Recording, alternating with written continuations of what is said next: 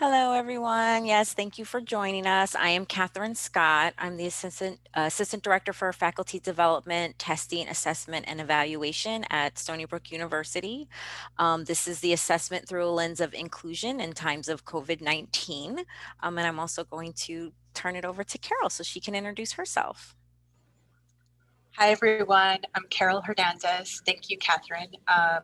I'm one of the senior instructional designers at our Center for Excellence in Learning and Teaching at Stony Brook University. And Catherine and I came up with this idea of assessment. She's the assessment specialist, obviously, but we were looking at specifically inclusion and diversity and equity and access for all kinds of students. Because we work with faculty and we have so many, well, everybody's online right now. And we found that there were a lot of barriers for students. And so this is our chance to look at this issue through an equity approach.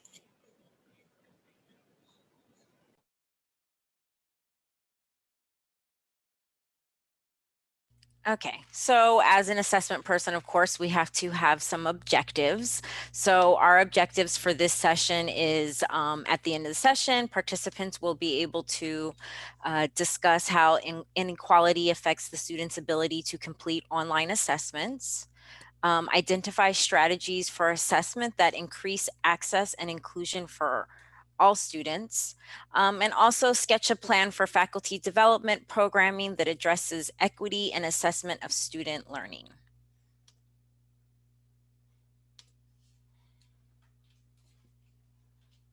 All right, Carol, so we want to talk about some of these questions that we have for the group. Yes. So this is what we're going to do. Please look at the question. The question is, what are you already doing to address equity in assessment? And just type in the chat box. And we're just going to read out some of the responses that you have. So what are you already doing to address equity in assessment?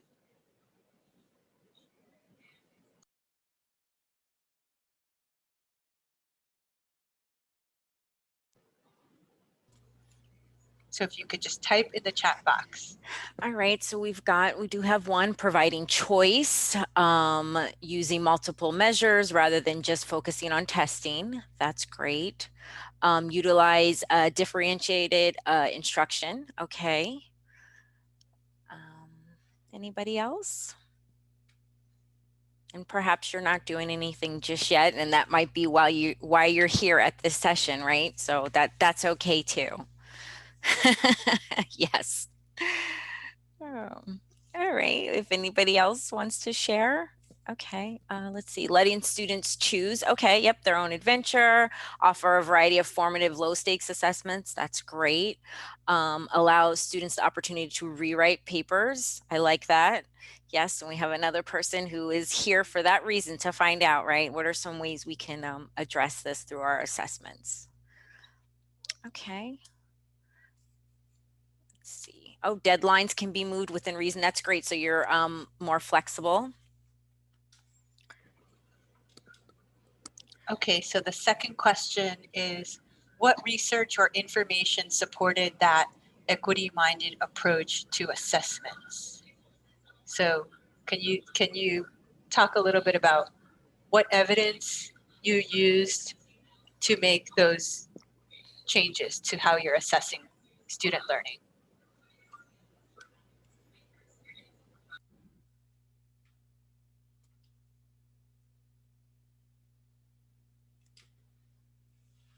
Using specifications grading. Okay. What else? Like some of you that said, talking about, being flexible, did you find information that supported that, or the rewriting of papers? What was your reasoning behind making these changes for your assessments?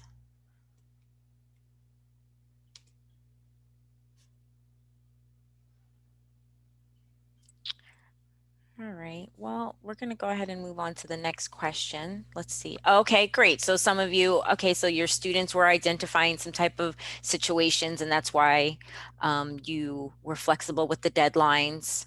Yep, the pedagogy tips that are out there in regards to the pandemic, different conferences that you've attended, that's great. Somebody took a course. All right, that's awesome. Okay, let's go to this last question, Carol. Okay, the last question is, Sorry, didn't advance here. 1 second. There you go. okay, good. So can you tell us a little bit about some of the results or responses that you got from changing your traditional methods? So what were some of the responses you got? Gratitude, that's great. I'm sure the students appreciate it. Yep, the appreciation from the students. Increased participation, oh, that's great to hear.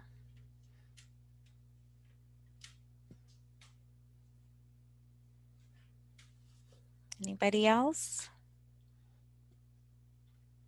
Not knowing how, what to choose, or how to make the step on their own. Okay. Decrease student anxiety. That's great. And especially in this time, right? That's definitely necessary. Much more flexible with students. Students can take the test twice. They can revise their papers. Oh, okay. And the feedback was overwhelmingly positive. That's awesome. Okay. All right. So we're going to go ahead and move on. There was one more comment from Karen. Oh, I'm sorry. I didn't that's see it okay. as I started to look at the slides. Go ahead. Karen said autonomy is challenging, especially when it's associated with assessment. So I guess student autonomy when you're trying to assess them. And yeah, and then Danielle, I thought flexible deadlines would mean a lot of late assignments, but no more than usual and less stress for me and students. That's great. Ellen, yes, decreased stress and they seem to perform better. Absolutely. I think, we're all under a lot of stress, and I think students just appreciate being treated with care. We all do. And so I know somebody else mentioned asynchronous, and we are going to touch on that. Asynchronous versus synchronous, and how that can be really helpful to students. So I'm just going to go over some of the things that are happening related to COVID and how they're affecting our students. So one of the things that we know is happening right now is that the achievement gaps that already exist for low income and students of color are getting exacerbated. So it's really having an impact on students that were already negatively impacted. It's worse. The Centers for Disease Control and Prevention identify some social factors that put racial and ethnic minority groups at increased risk of getting sick or even from dying from COVID. So some of these include discrimination, healthcare access and utilization, the occupations of the students. Students might be in service jobs or essential jobs, and they might not have time off, sick days, or days to go to the doctor. So that compounds their stress, and they might have income or wealth gaps. They might have housing or food insecurity, transportation barriers, lack of access to technology, um, even something as simple as having a dedicated space to do their work, um, a desk, their own computer, a printer. So all of those things impact our students. And because of this, low income students are most likely to drop out or not enroll at all. And recently, there was a story in the Washington Post that said summer enrollment fell the most for community colleges and among Black students. So these are just some of the things to keep in mind when we talk about equity in assessment and why it's important to to be flexible for students. And Catherine. Yes. Okay. So what else, right? What else is going on? What else do we know? We know that because of everything that's going on, and now that we're online, that instructors are doing a lot more exams, right? And I know that a lot of times, like, that's the easiest way to assess the largest amount of students, but there are some other considerations that we do need to know. And Carol did touch upon some of them already, but I'm going to talk a little bit more, like, in regards to the online proctoring. I know that that's a really big thing right now, especially here at Stony Brook. We just got a new online proctoring system, but there's a lot of things that we want instructors to know, and then us, when we work with faculty, we want to make sure that they know that there are different things that those issues that come about. And in my research, preparing for this presentation, I found that according to EDUCAUSE, that 77% of institutions that were surveyed are going to be using online proctoring. So what does that mean? Well, some of the students are saying that they feel that online proctoring is invasive, right? Because it's in their personal space. It's not necessarily reliable as far as like the facial recognition for students of like darker skin complexions, right? Sometimes they're not being picked up, which that doesn't make them feel comfortable when they're ready to take an exam, right? And for some reason their camera is saying that they're not able to find them. So that's something that, we want to make sure that instructors are aware of. Also, poor students don't always have access to machines that are capable of running some of these programs, right? I know that one of the systems that we were looking at, like, you have to have a desktop or a laptop. You can't use a tablet. You can't use your phone, right? So just keeping some of those things into consideration when you want to use an online proctoring system. Also, students are sharing some of their experiences as far as, again, it not being reliable. Like a student who had a cold, she was saying that, like, she was taking her exam and she kept sneezing into the Kleenex. And every time she did that, the exam would stop and then somebody would pop in and, check up on her. So again, she felt that it was, very invasive.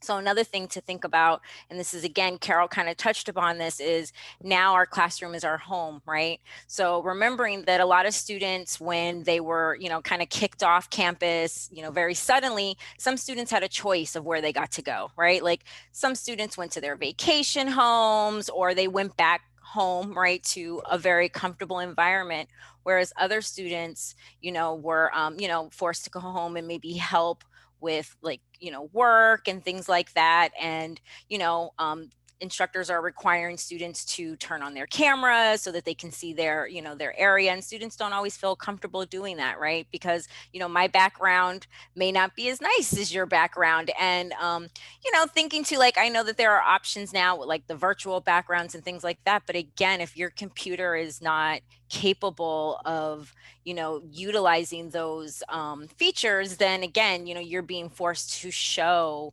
your environment in comparison to, other students' environments. So that's just something that, we want to keep in mind. And another thing I think too is that, I was speaking to a couple of instructors and talking about, like, the webcam policy and, what do you do? And one instructor said that, it's important for other instructors to know that just because my webcam is off, it does not mean that I'm not engaged in the material, right? I just may not want to show my face, but I can still participate. I can participate in the chats. I can participate in the breakout sessions, right? There are ways to make sure that I'm still engaged in the material. You don't have to necessarily see me.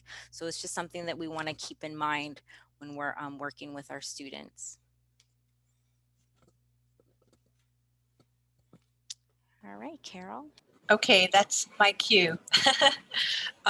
So right now, I just want to talk a little bit about what you're actually measuring in your assessment. So one thing that you want to think about is, what are you measuring, right? So for example, if you want students on camera, I might ask why. What does that measure about student learning? Is it really necessary? Is there something else that you could assign that's asynchronous, that maybe students can write or create, or students can meet with each other or crowdsource, or like, is there something else? So just a question I would throw out is, what are you measuring, and why are you trying to do it in this way? And are there some other ways you could do it that would achieve the same goal? Also, I just want to mention, it's important that you align your learning objectives, so your course learning objectives, with your assessment, right? To make sure that you're actually measuring the thing that you said you were going to teach. So again, that's just something to think about. Also, um, this is another opportunity to look at equity, where you might want to ask yourself what it is that you are, what is the knowledge or values or performances that you are measuring, because you are signaling that those are of value, right? So, is there a way to look at that through an equity lens? Like, who are the authors you're assigning? And, what are the projects that students have to complete? How do they apply that knowledge? So those are some chances there to look at things with a equity lens, right? Are you assigning Black women authors, Black women scientists, Black women historians, trans? Are you assigning in a global readings, global perspectives? So that's what I wanted to say there. So on the next slide, we're going to talk a little bit about epistemology. And epistemology is basically, oh no, sorry, synchronous versus asynchronous. I got ahead of myself. So synchronous versus asynchronous, what I want to say there is, and we do have some resources for you. Is it necessary or useful for students to log in synchronously? So, I think sometimes when you're teaching, you're so used to that face-to-face, like at 9 o'clock, we're all there and we're all gonna do a 1-minute paper or something like that, that you might want to recreate online, and you possibly could, but I would say, is that really the best way to do it? Because remember, every student is home, dealing with their home problems and issues and family and siblings and childcare and jobs and illness, and there's so many variables in people's homes, right? So is that the best way to do it? That everybody has to log in at 9 a.m. Eastern time? Well, I mean, I might have students that are in other time zones, or that, had to work a late shift. So is that really the best way to do it? I always ask faculty to think about asynchronous opportunities. Those do allow for more flexibility, and therefore more equity, right? So more chances to succeed. And then on the next slide is, yes, epistemology. Okay, so epistemology basically refers to knowledge, right? So I'm in the kitchen right now, and that's why you hear the ice machine. So that's just an example of what I'm talking about, right? So knowledge is power, but what is knowledge, right? Who decides? How is it validated? Can we apply a lens of equity there? Can we think about whose knowledge is being valued, how it's being measured? Are we using just exams, just multiple choice exams? Are we, turning on cameras and watching people take exams? Is it just summative? Are we, trying to control the exam environment, right? So all these things, all these choices add up to what you believe is valuable. So I'm just asking people to think about that, and think about the measuring tools that you're using. So Catherine has a lot of options to share with us to talk about other ways of measuring. And also just think about you know, these traditional ways of measuring these exams, for example, standardized exams, you know, think about how those are linked to systems of oppression, right? Of gatekeeping, of basically keeping people out, of keeping people out of systems. And just think about that. Okay, so we're going to go to a quick question that we're going to post. And we are going to ask you, what are some of your assessments? And we're going to put you into breakout rooms. And we're going to ask you to come back and share in the chat box. So the question is, what are some of your assessments? And these don't have to necessarily be the equity assessments. They're just assessments in general. What are you already doing to assess your students?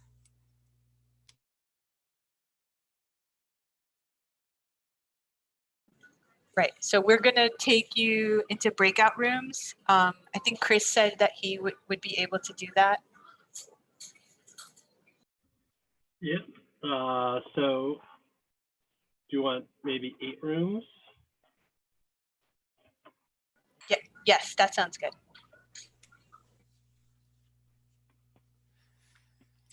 And we could do that for 5 minutes. Okay, I might move people around because sometimes people don't end up in the room. So if you're in a room by yourself, I'll move you to a room with other people. I neglected to say that before. And the prompt again, could you put that in the chat? Are you doing that, Carol? Okay. You do that in the chat and then I'll share it with everybody. All right, everyone's going in the room now.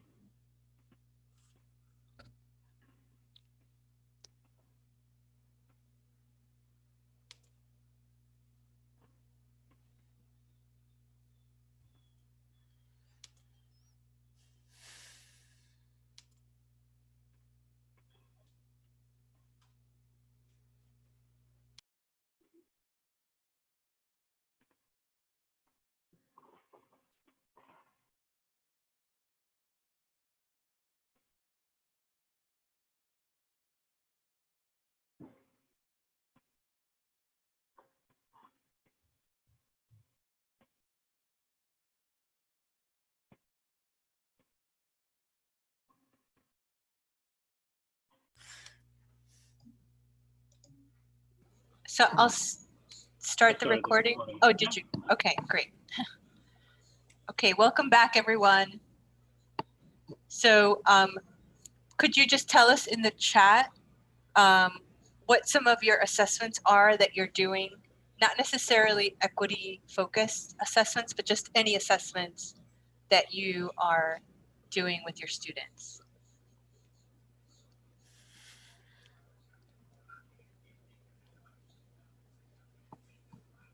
Papers, reflections, quizzes, great.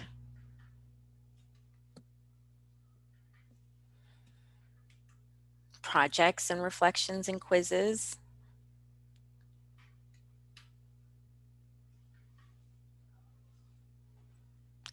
Oh, I like that. Switch from the final exam to a small final project. Lab activities, exams, papers, e-portfolios, project-based games. I love that. We talked about projects and micro-themed papers, okay, that allowed student choice and reflections that help us identify individual student needs. I like that. Quizzes with branching and PowerPoint projects, great. Small exercises that indicate understanding of concepts that scaffold the material, case studies and analysis, papers, exams, portfolios, again, great, blogs. I love that, broke the 2 midterms into 4 lower stakes tests, that's great. Awesome, that sounds great. I mean, I feel like a lot of you are doing, you know, some of the things that we will discuss, but hopefully we can provide you with some additional assessment tips and techniques that you might not have used yet. So, all right. Okay, So some of the things that we're going to talk about are frequent formative assessments, qualitative assessments, authentic assessments, and some group work. Okay, so first, I always like to just give an example. I'm sure many of you know, but just in case I, don't like to assume. So there are two types of assessments, right? And both of them can earn points. It really is up to you on how much points you want to design. But of course, there's the formative assessments, right? Those are your low stakes. Those are something that you see along the way. It's a snapshot, instead of the photo album, it provides feedback. It helps inform decision making, right? Maybe you start to see that students are struggling in a certain area, or they're not really grasping the material that you're providing. So perhaps you want to go over different things or provide additional resources so that they can, so that you make sure that they achieve the objectives that you want them to achieve. Then there's the summative assessments, right? Those are the high stakes, typically done at the end. It measures overall achievement. And basically, once the students do that, they get their grade, and there's really no chance to change your grade, right? So those are your summative assessments. And I just love this picture. I just feel like it just sums up everything so nicely. So, formative assessment, right, is when the chef tastes the soup, right? I can make changes. I can add salt, pepper, whatever it is that I want. And then summative assessment is when the guest tastes the soup, right? Because at that point, there's really not much I can do to change the soup. Okay. Again with this. Sorry, depending on where my screen is. Okay. So why is formative assessment so important, right? Because one, it helps create dialogue with you and the students. It can help build their confidence, right? Because a lot of times it's not a lot of points allocated, right? So they're not losing too many points along the way. It also provides more opportunities for them to succeed. It increases their motivation, and believe it or not, our students actually expect it, right? Thinking about our students and what they do with the, posting things on Instagram and things like that, right? Constantly looking for likes and feedback. So this is the generation that kind of expects some type of formative feedback. So just some quick examples, which I see some people are already doing, so that's great. But there are ways to convert your summative assessments, right, into formative assessments.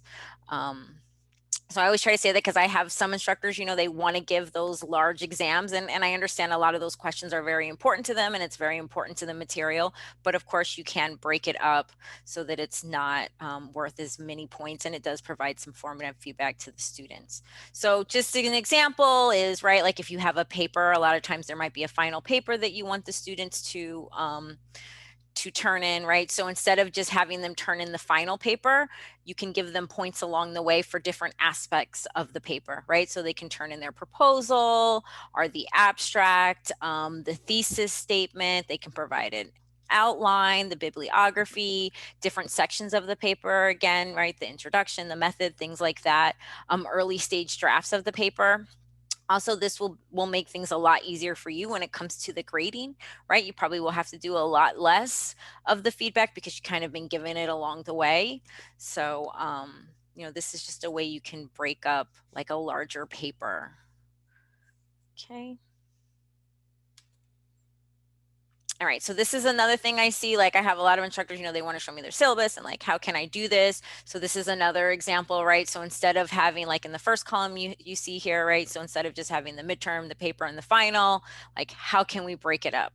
Right. So again, making that midterm worth 25% rather than 35%, right? And then the paper, breaking up the different components of the paper to maybe 10% rather than the full paper being 30%.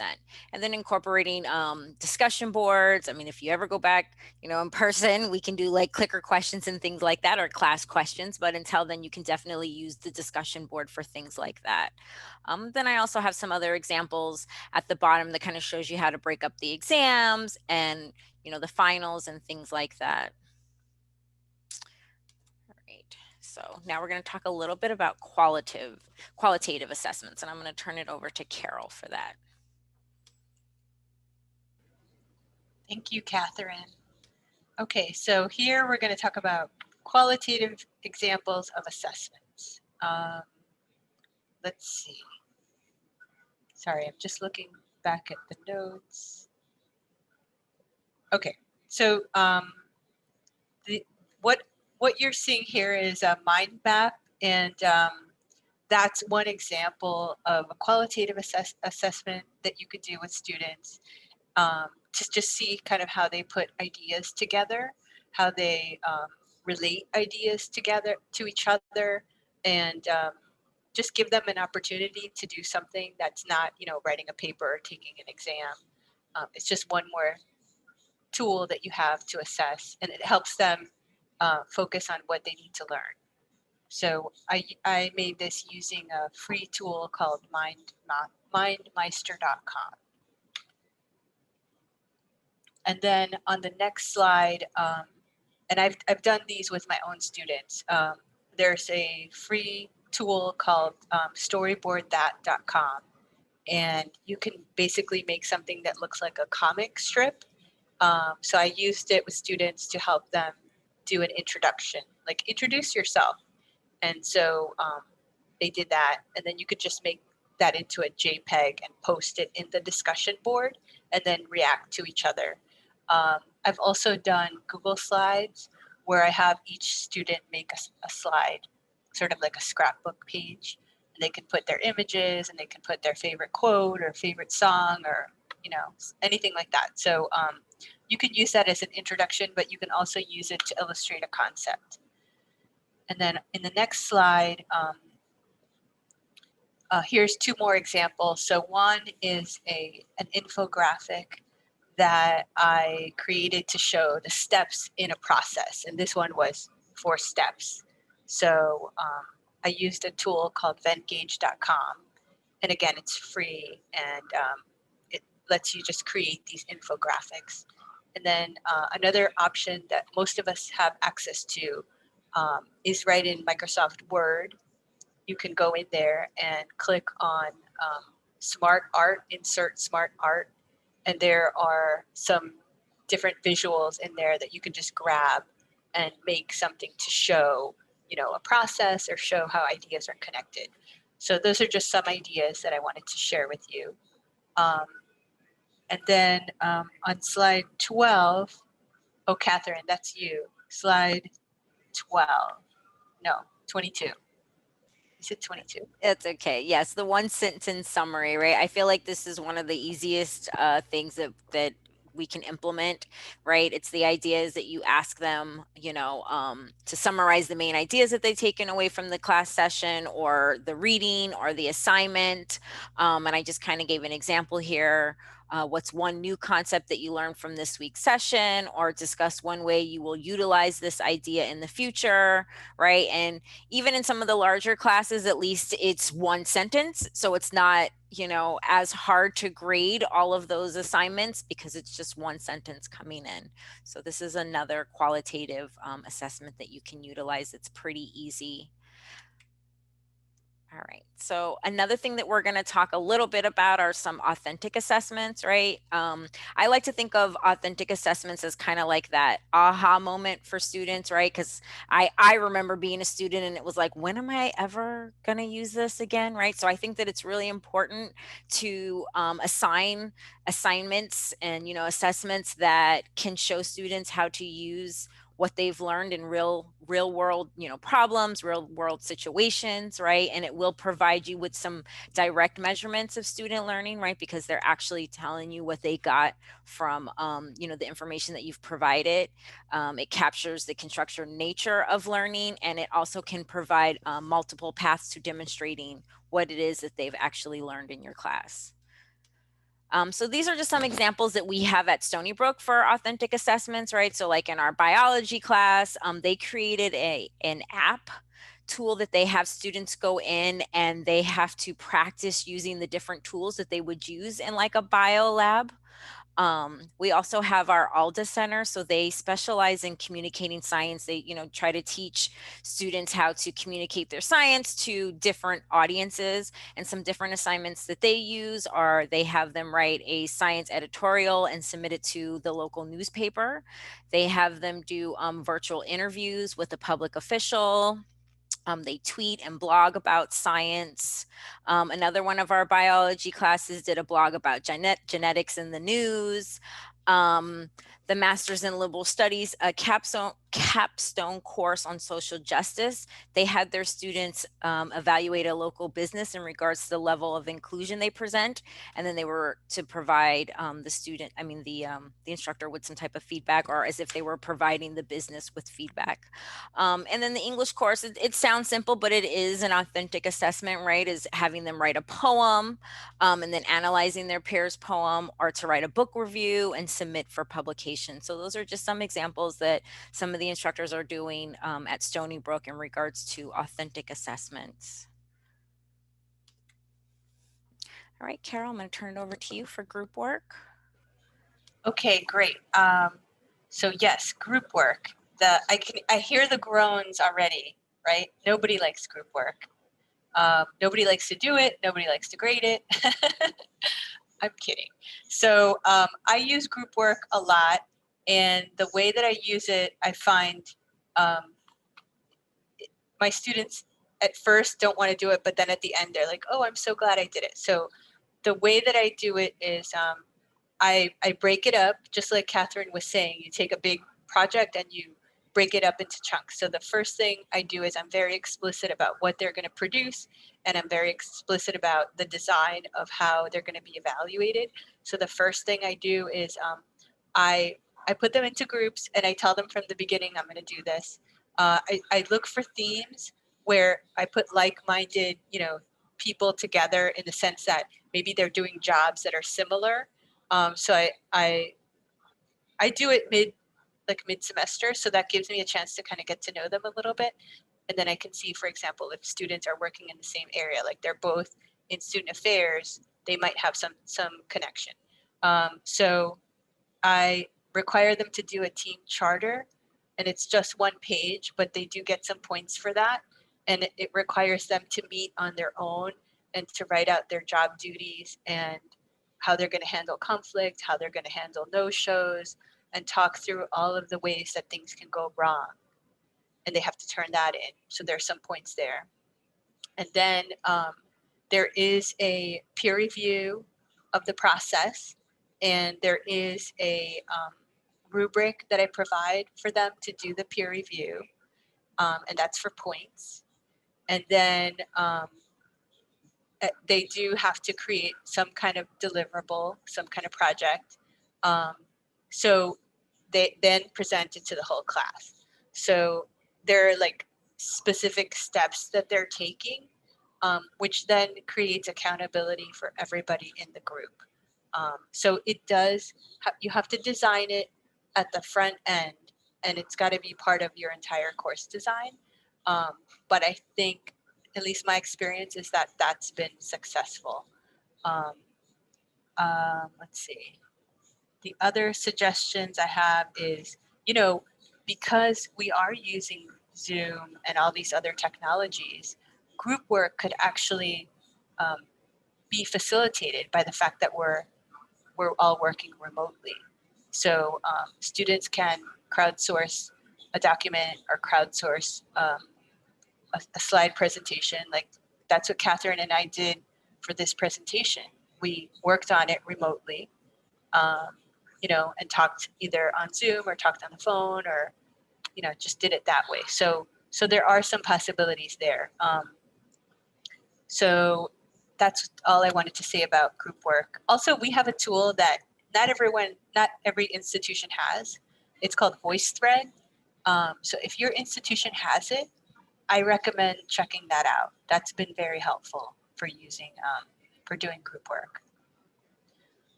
Okay, so that's it for group work. Does anybody have questions right now before we go to the activity?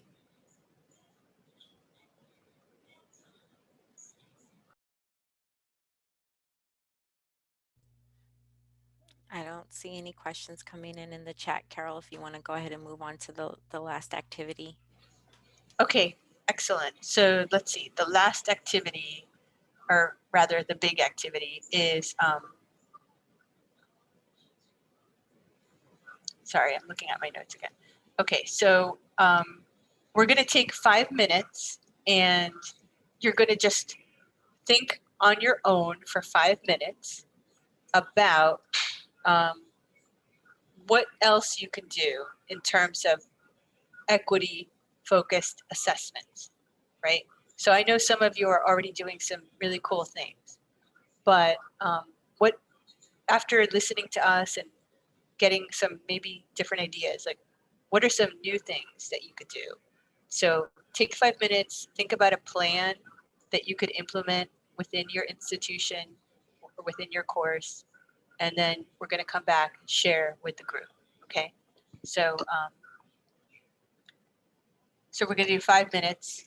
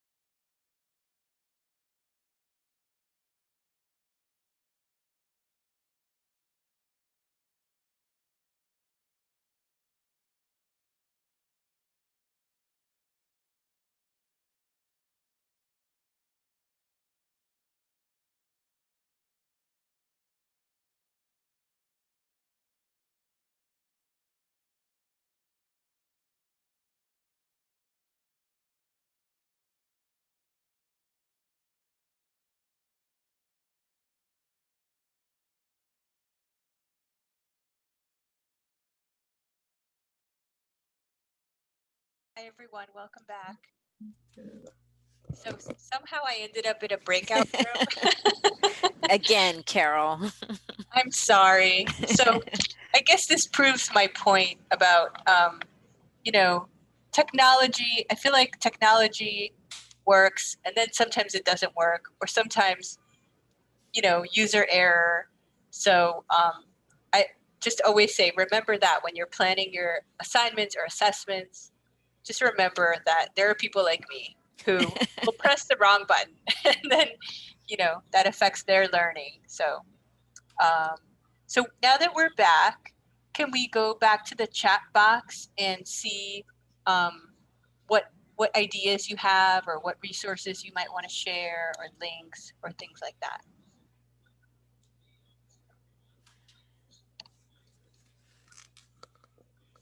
Okay, so I see a class on libraries and Wikipedia for National Network of Medical Libraries. Somebody provided a link. That's great. Wikipedia can be an excellent platform for unique information literacy projects. OER textbooks to help with financial issues. That's great. We definitely recommend those on our campus as well. What else? What else is a plan that somebody created or a new assessment that they'd like to use?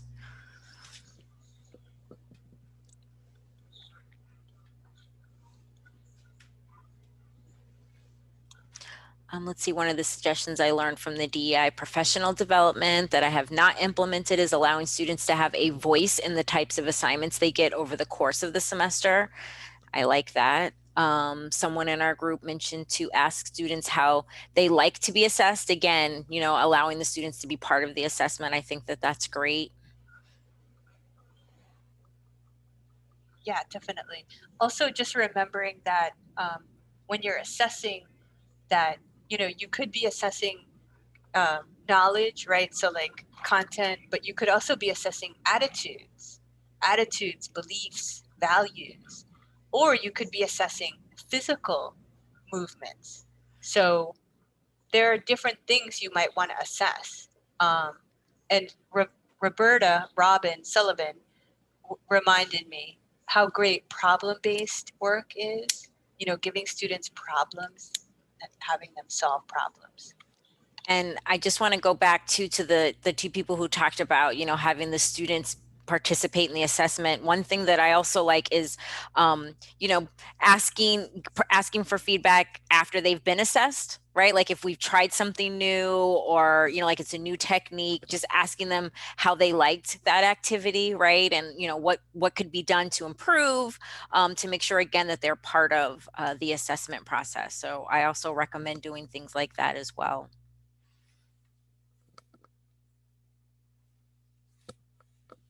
So somebody talked about the MOOCs, which I also think is a great idea. Virtual experiences with add-on feedback write-ups. I like that. Anybody else have any other suggestions? So Jeffrey had a suggestion. Well, it's actually Megan. Megan couldn't change the name, so it says Jeffrey, but it's Megan.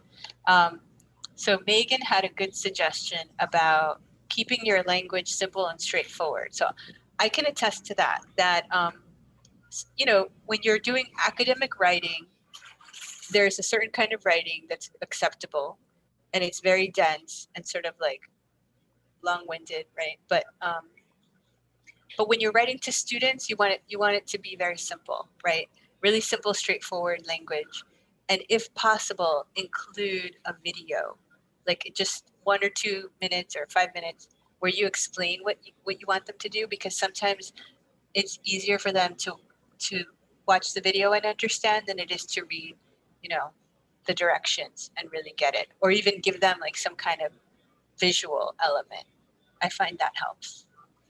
And I think also along those lines, something that Carol and I was discussing with one of the faculty at our university is also using like generic language, right? That all students can kind of understand, right? He was talking about, you know, a student that was taking an exam and that mentioned something about like a regatta, and some of the students had no idea what that was because they were never exposed to anything like that. So again, using, you know, not assuming that people know what you know or come from like your background, right? Using, you know, generic, simple language so that people are able to understand what exactly it is that you're asking of them.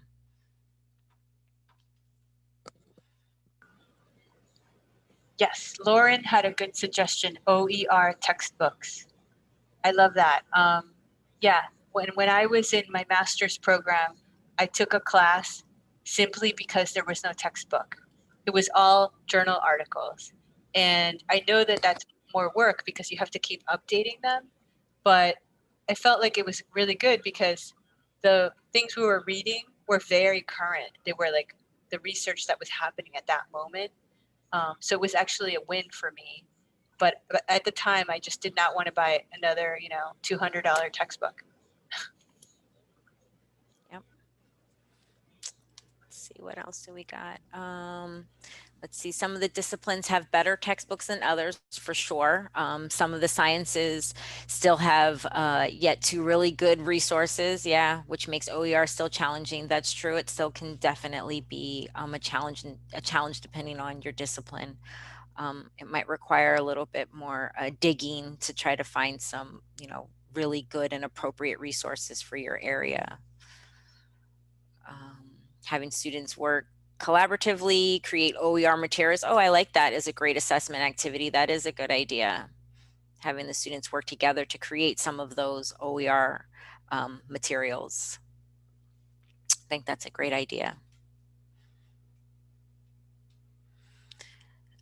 Let's see. So Wilson says, I took a class that used just readings and you provided feedback in Voicethread and responded to other posts this way. Yep, no writing, and it was fun too. Yep, that kind of reminds me sometimes too of like the discussion board posts, right? Where you're reading lots of articles and case studies and then you're discussing, you know, what you would do in those situations. So I agree that's another good way. Oh, well, I mean, using the Voicethread, you don't have to actually write, but yeah, it's a great idea. one good idea I picked up in my doctoral program is it was actually a research methods course. And one assignment, instead of writing a paper or a lit review, we made a table. And the idea there was to, you had to read, I don't know, 10 articles or something, but to like really just be able to write the essence of what was the article about, what was the methodology, what was the theory. And we just made a table. And that was one of the best things I've ever learned, because otherwise, you're reading these 20-page articles and you end up writing a lot of notes and sort of missing what is the essence of what I'm reading. So that was a great assignment. It was a nice way to break up what would have been like another research paper.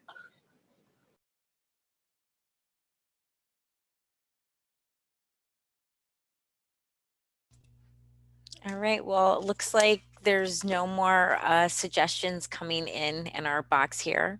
Does anybody have any questions or anything else they'd like to discuss? We still have a little bit of time that we can talk about. Let's see. So Allison says, I find with freshmen, taking the time to slow down and teach them how to read articles can be useful. Definitely. That also makes me think too, is like, so teaching them how to read articles, but also teaching them like how to reflect on these articles too. I was in a session recently and they were talking about, a lot of us have all these reflection assignments, but we don't necessarily get what we want. And one thing that they said is when they assign like a reflection assignment, they tell the students to do like a movie critique rather than a movie summary, right? Because like a summary is just basically telling you what they read, but the critique is telling you how they felt about it. So that just kind of made me think about that as well.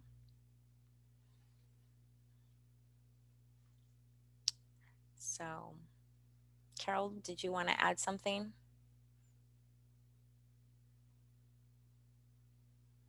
Yeah, I was just typing in that at Stony Brook, we have access to 2 video streaming databases. One is called Canopy with a K, Kanopy, and one is called Swank Digital Platform, Swank.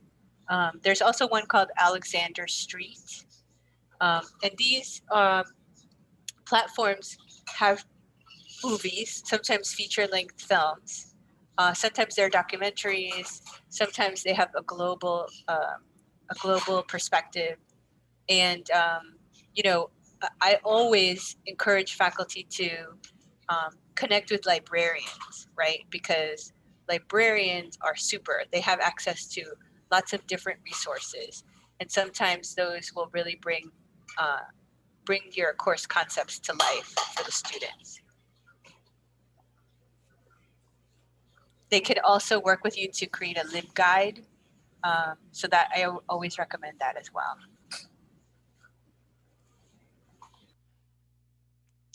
All right, well, I think that was the end of our presentation here. We will share the slides like Carol said before, and we also have a document that has all of our resources and articles and things like that in there. Carol, you want to say anything else? Yes, thank you so much for making the time to be with us today. Before we go, does anybody want to put anything in the chat box? Let's see, we did get one last little chat here. On that, I provide opportunities for students to send videos and I vet them, and then we have multi perspectives. So that's a great idea. Yeah, for sure. If you have students make videos, I think that's a great idea. Just make sure you have a rubric. So that's just my one little recommendation. Thank you, Ellen. Okay. Wilson says, I use film also, movie with a rubric for write-ups. Choices are important. Yes, wonderful. Okay, so yeah, we will be sharing our slides with you, and I can put the, before we leave, I'll put the link to the references in the chat box as well. Thank you everybody for your time. We appreciate it. Yeah. And all of your great ideas. Yes, wonderful. Thank you so much. It was so great talking with all of you today. Thank you. Okay, bye. Bye. Thanks, Catherine. Yes, thank you. Thanks, Carol. Thank That you, was a great Jamie. presentation.